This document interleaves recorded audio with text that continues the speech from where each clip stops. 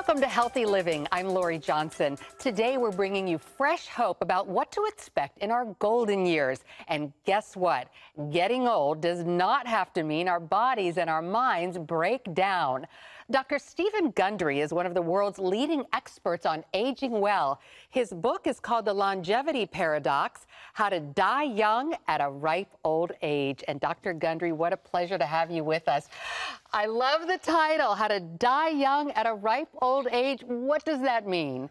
Well, you know, most of us want to get old, but when we start looking down the line and we see, operations in our future, hip replacements, knee replacements, heart surgery, and maybe ending up in a nursing home, not remembering our name, that doesn't look very good. So the paradox of longevity is we want to be young well into ripe old age. And the good news is you can actually achieve that at any age.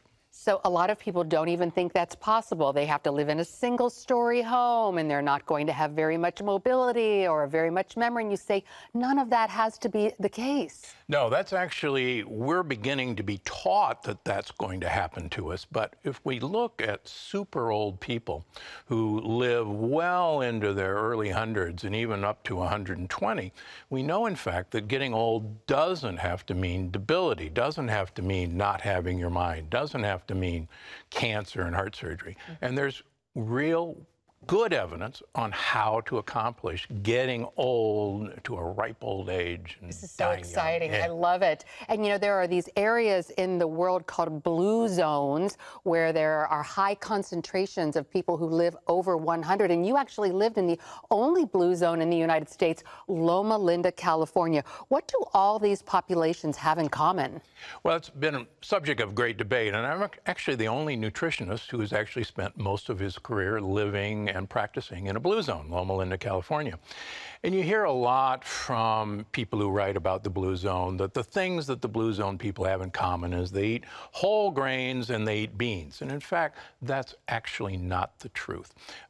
What unites all these blue zones is that they actually eat very little animal protein. And that's the thing that separates all these blue zones. It's not the beans, it's not the grains. In fact, there's multiple blue zones that don't eat beans and grains, and yet they have longevity.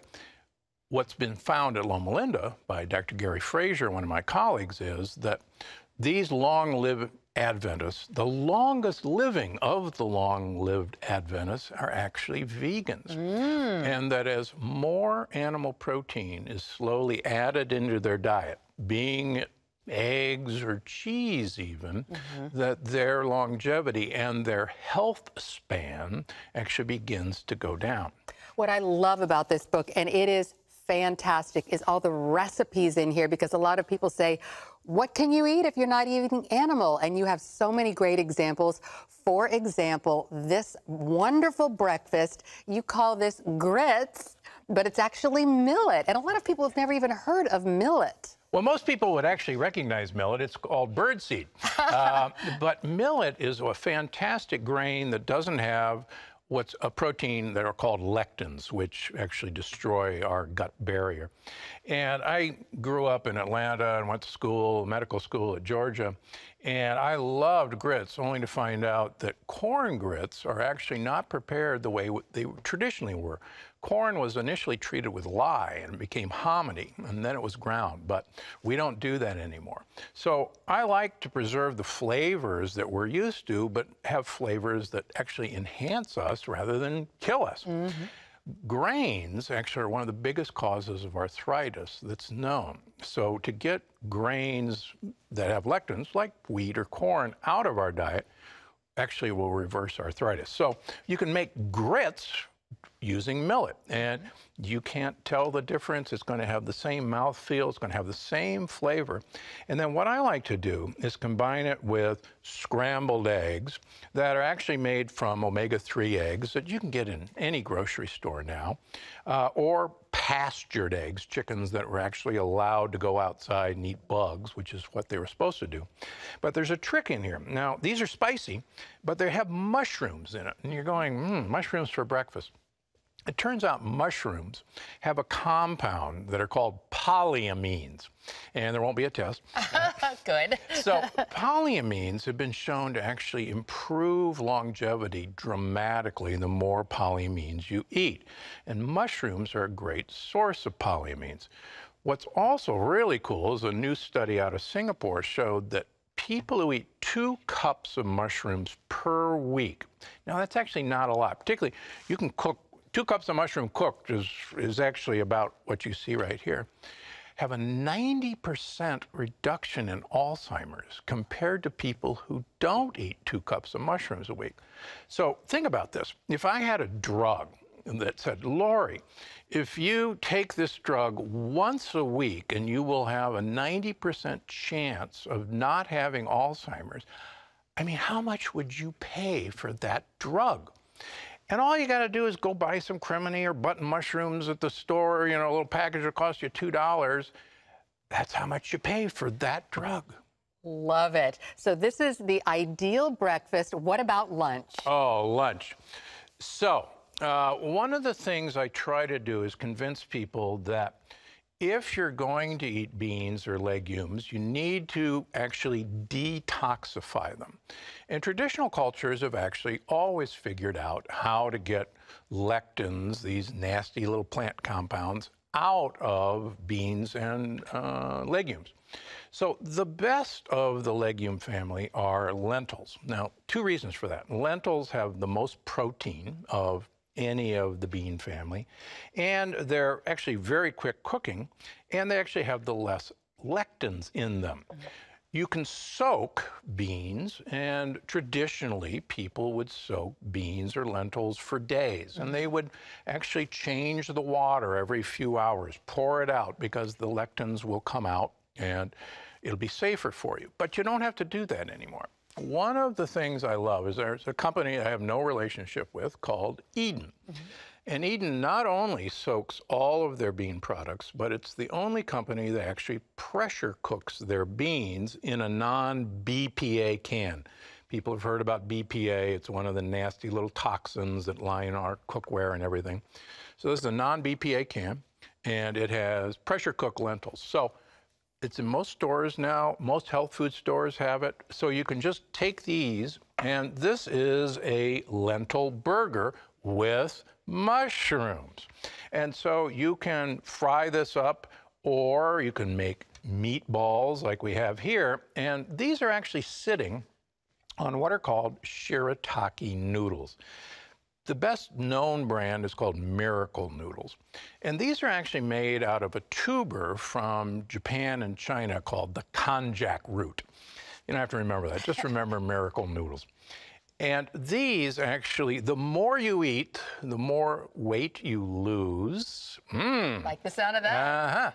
And you can use them just like you would in any spaghetti recipe. And so you can have spaghetti and meatballs, and if you want to make some sauces that I talk about in the book, knock yourself up. Now, why do you want these guys? It turns out one of the blue zones, which is in south of Naples called Acciaroli, has more people over the age of 100 than any place in the world. 30% of the denizens in this town are over 100. Wow. And they have a very interesting diet. They eat huge amounts of rosemary, you know, that spice herb. They eat huge amounts of little anchovies and huge amounts of olive oil, and they eat lentils. What's interesting about them is they eat no pasta and no bread, and yet they're the longest living Italians. And so one of their secrets is lentils have polyamines. So again, we look at super old people and go, that must be a part of it. So if I can get polyamines in people and have it taste good, I've done my job. Wonderful. And so now on to dessert. And I love we can have chocolate. Oh, everyone's favorite food. I tell you, chocolate, actually super extra dark chocolate, preferably 85% or above. If you're trying to get used to it, 72% will work. But extra dark chocolate actually has been proven to build brain cells as you get older. It actually stimulates brain cells to grow.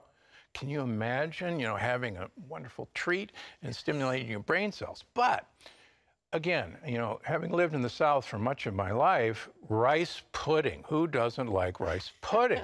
You'd have to be crazy not to. Exactly. But rice pudding is a killer. It's basically sugar and rice, right? Yes.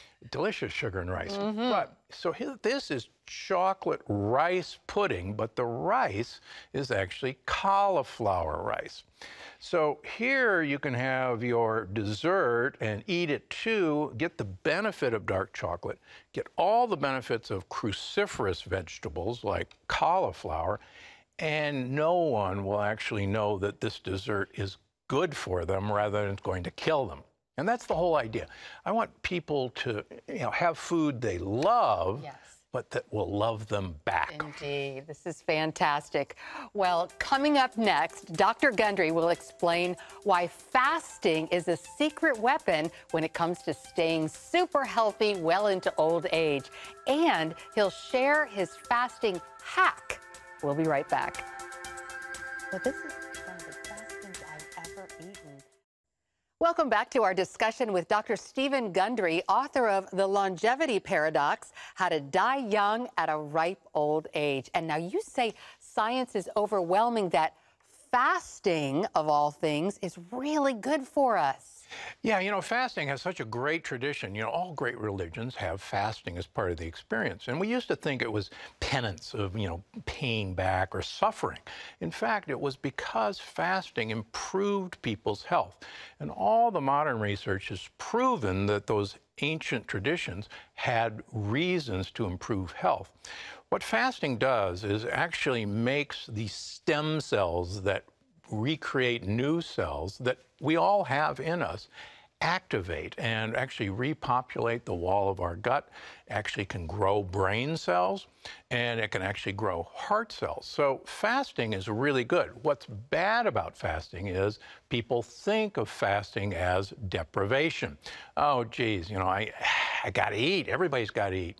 And so much of our culture has been told, oh, you got to eat every 3 hours. You got to have a snack between meals. You have to have a snack before bedtime. And all of the evidence is truly that that's really bad for us. And it's part of the reason we're aging rapidly.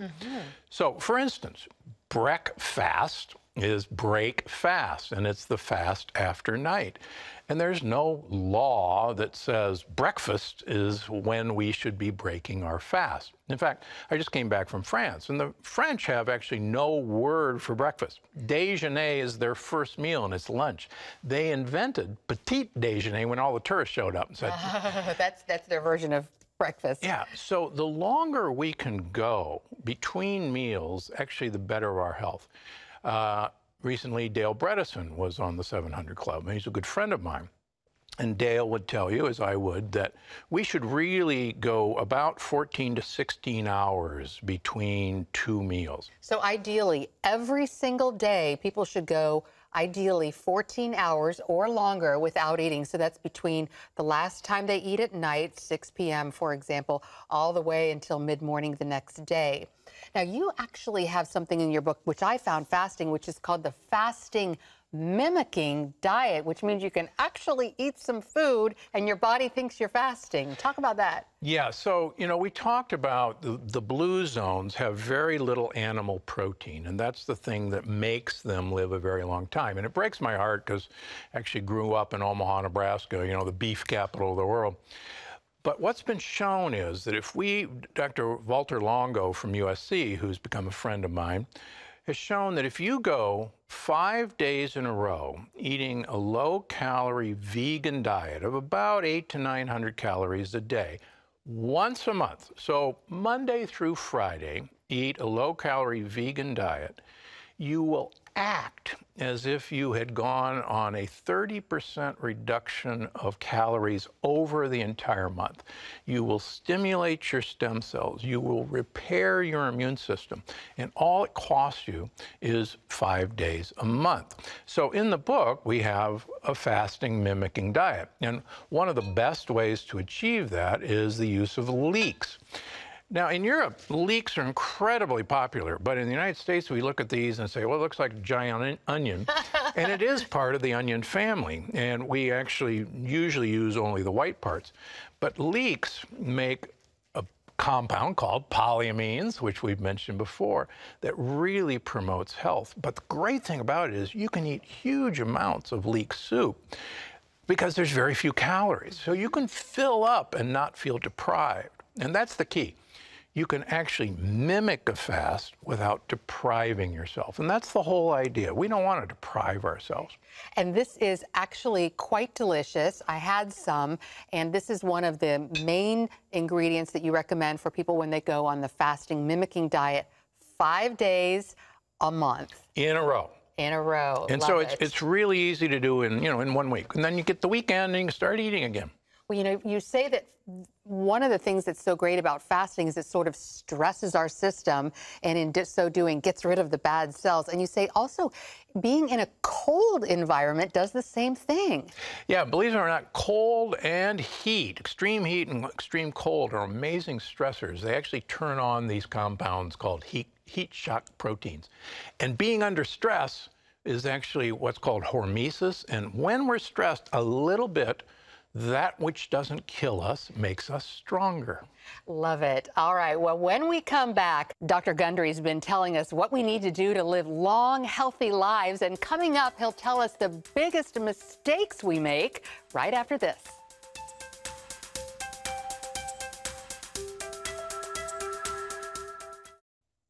We're back with Dr. Stephen Gundry, author of The Longevity Paradox, How to Die Young at a Ripe Old Age. And you talk in here about washing your brain. What does that mean? Well, we now know that the brain actually has to go through a wash cycle. And during that wash cycle, which happens really early in sleep, called deep sleep, we actually clean all the toxins like amyloid and tau proteins out of our brain. We have to have a lot of blood flow into our brain to do that, kind of like a wash cycle. And if you eat a meal too close to the time of bed, all the blood rushes down to your stomach for digestion and doesn't go up to your brain to clean your brain. It's kind of like when you and I were growing up, Mom told us we couldn't go swimming for an hour after we ate because we'd get cramps and die. Well, that wives' tale was a little bit of truth. And what we now know is if you eat too close to the time you go to bed, you don't wash your brain. And all those toxins accumulate. And so eating close to bedtime is a really dumb idea. So we want to go 3 to 4 hours before bed, and we don't want a late night snack. Then you'll wash your brain. So once a week, I like people to don't eat dinner after 6 o'clock or skip dinner altogether, and then you'll increase your fasting. Well, speaking of food, you're very big on organics because of enemy number one, glyphosate, which a lot of people have never even heard of. Yeah, most people have heard of Roundup, which is glyphosate. And Roundup, unfortunately, used to be used only on genetically modified foods, GMOs. As a way of killing weeds, then you could still have the crops. Unfortunately, now glyphosate, Roundup, is applied to most of our conventional crops, like wheat, like corn, like soybeans, like canola, for harvesting purposes, because dead plants are actually easier to harvest. Glyphosate isn't washed off. It's fed to animals, and it ends up in their meats, and it ends up in all of our breads, our cereals, our crackers. In fact, a new study showed in 35 oat products that we eat, including many children's breakfast cereals, glyphosate is in there. Now, why is that a problem? Glyphosate was patented by Monsanto as an antibiotic. It kills bacteria. And one of the things I stress in this book is a healthy microbiome, healthy bugs in our gut, is the key to longevity. And killing them off every day with our conventionally raised products is crazy. So organic foods, yes, it's more expensive, but in the long run, you won't be expending money for hip replacements, heart surgery, cancer treatments. In fact, there's now been 3 settlements against Bayer Monsanto for glyphosate Roundup causing cancer.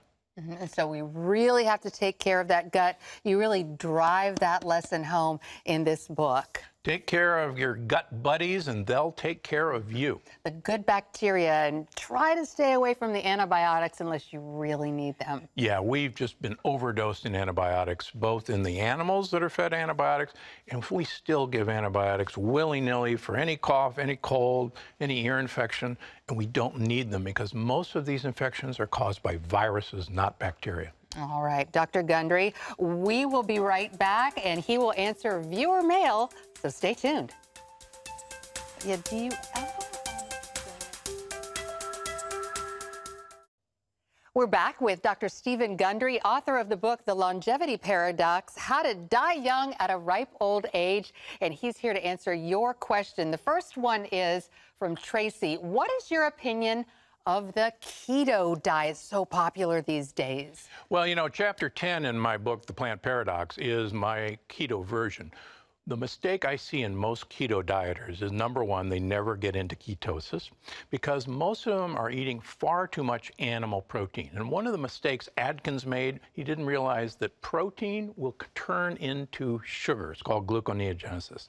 The other mistake of a keto diet is you do want to eat a lot of fat, but it's not animal fat. That was proven over and over again that you really don't want your fat from animals. So heavy cream and things like that you want to avoid. What you do want is fats from olive oil and avocados, plant fats. These actually are life-saving. 3 of the blue zones eat over a liter of olive oil per week. That's 10 to 12 tablespoons a day.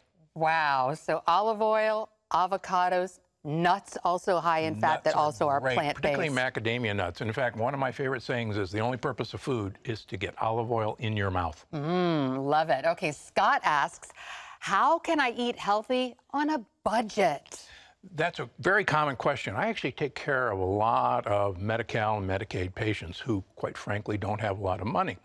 And what we found with these people is they actually save money because they stop buying processed foods. And processed foods, there's a lot of profit margin in processed foods. The other thing they find is their diabetes goes away, their high blood pressure goes away, they throw their heart medications away.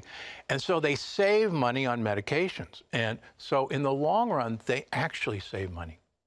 Well, this is such an encouraging message. Our thanks again to Dr. Stephen Gundry. The book is The Longevity Paradox, How to Die Young at a Ripe Old Age. Thank you so much for being with us again. Thanks for having me. And thank you for watching us. God bless you, and we'll see you again next time.